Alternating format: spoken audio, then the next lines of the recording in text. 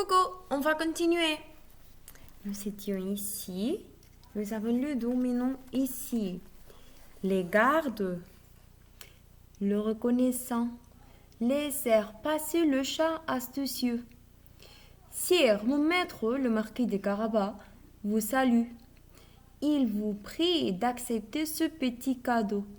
Le cuisinier du roi fut chargé de préparer la volaille. Jamais je n'ai mangé une perdrix si tendre. Ton maître paraît être très riche, dit le roi. Je lui suis très reconnaissant.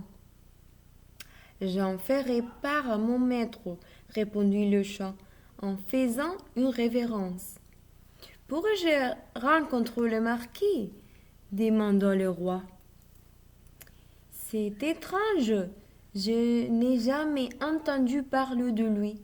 Le marquis est très discret, Majesté. Si vous passez demain le long de la rivière, vous le verrez peut-être. Le lendemain, le chat et son maître se dirigèrent vers la rivière. Cher maître, le marquis de Carabas sera habillé comme un roi. Vous n'avez qu'à suivre mon conseil. Baignez-vous dans la rivière. Le fils du meunier prétendu marquis de Carabas,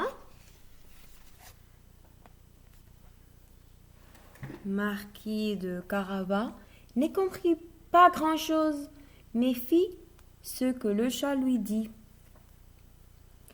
Le roi et la princesse vinrent à passer. Le chat s'est mis à crier de toutes ses forces. Au secours, voilà le marquis de Carabas qui se noie. À ces cris, le roi mit son nez à la portière et reconnut le chat. Il ordonna à ses gardes qu'on aille vite sauver le marquis de Carabas. S'approchant du carrosse, le chat dit au roi: Les habits de mon maître sont trempés, il prendra froid, sire. Permettez-vous à votre cocher d'aller chercher un vêtement sec au palais? Le roi, qui emportait toujours, lors de ses déplacements, un costume de rechange, offrit au chat de le porter à son maître. Quand les fils du meunier eurent revêtu le somptueux costume du roi, il avait l'air d'un noble seigneur. Retournons à mon palais, proposa le roi, et j'espère qu'il vous plaira de manger avec nous. Excellente idée, Majesté, s'exclama le chat. Mon maître, le marquis de Carabas, se fera un plaisir de vous inviter, ainsi que la charmante princesse, en son château. Ce que le roi accepta avec joie. Il voulut qu'il montât dans son carrosse. Le chat, ravi de voir que son dessein commençait à réussir, partit en avant vers le château d'un malin sorcier. Ayant rencontré des paysans qui fauchaient un pré, il leur dit: La voiture du roi passera cet après-midi. Connaissez-vous le mot de passe? Non, répondirent les paysans inquiétés. Lorsque le roi vous posera une question, vous direz: Notre maître est le marquis de Carabas. Les fermiers acquiescèrent. Peu de temps après, le chat arriva dans un village où s'étaient installés des forains et il dit: Cet après-midi, le carrosse du roi passera par ici. Connaissez-vous le mot de passe? Les forains s'étonnèrent et dirent qu'ils n'avaient jamais entendu parler d'un mot de passe.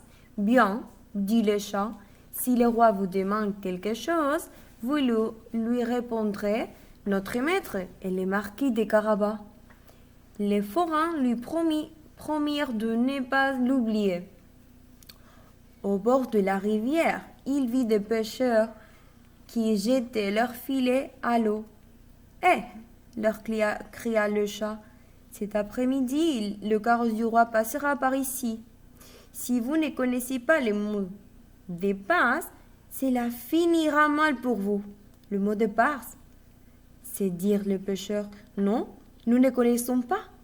Si le roi vous demande quelque chose, il faut que vous répondiez. Notre maître est le marquis de Carabas, leur dit le chat. Le pêcheur lui promit également de ne pas l'oublier.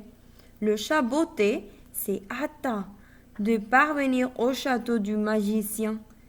Le pont-levis était descendu au-dessus du fossé, mais la porte restait fermée. Hé, ouvrez-moi, cria le chat. Je ne puis laisser entrer personne, répondit le rarde. Dites au magicien qu'un chat attend à la porte. Le gars alla vers la chambre du magicien et lui rapporta ce que le chat lui avait dit. Ok, on continuera. Au revoir.